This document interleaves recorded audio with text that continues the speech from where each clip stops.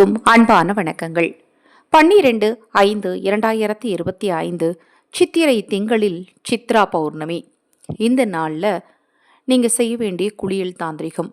அக்னி நட்சத்திரத்தில் வரக்கூடிய இந்த சித்ரா பௌர்ணமி நாளில் இந்த குளியல் முறையை நீங்கள் மேற்கொள்வதால் ஆரோக்கியமான வாழ்வு உண்டாகும், செல்வச் செழிப்பு உண்டாகும், தரித்திரம் அறவே நீங்கும்.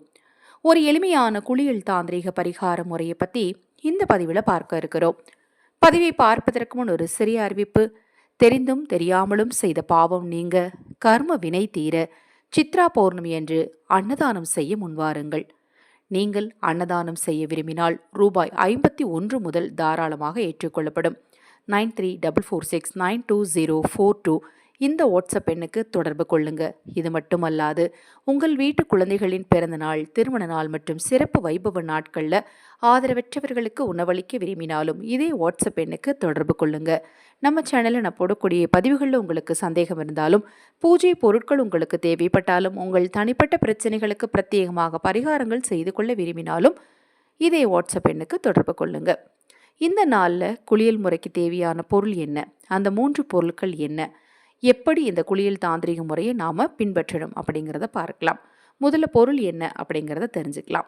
ஒரே ஒரு வெற்றிலை எடுத்துக்கோங்க. வெற்றிலை ரொம்ப ரொம்ப முக்கியம். வெற்றிலை எடுத்துக்கோங்க. வெற்றிலையில் காம்பை நீக்கிக்கோங்க.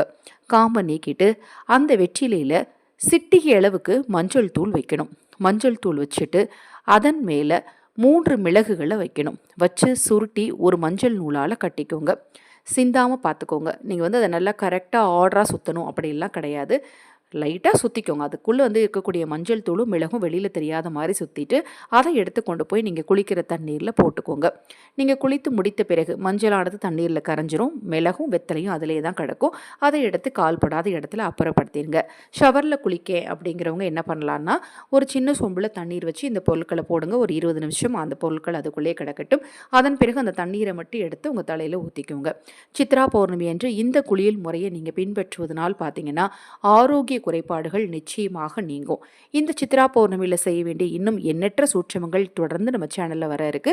தொடர்ந்து நம்ம சேனலை பாருங்கள். நான் போடக்கூடிய பதிவுகள் உங்களுக்கு பிடித்திருந்தால் உங்கள் நண்பர்களுக்கும் உறவினர்களுக்கும் தவறாமல் ஷேர் பண்ணுங்கள், லைக் பண்ணிக்கோங்க. அனைவருக்கும் எனது அன்பு வணக்கங்களை கூறி இந்த பதிவினை நிறைவு செய்து கொள்கிறேன். ஹரஹர சங்கர, ஜெய ஜெயசங்கர, மகாபெரிவா திருவடிப்பாதம் சரணம் சரணம்.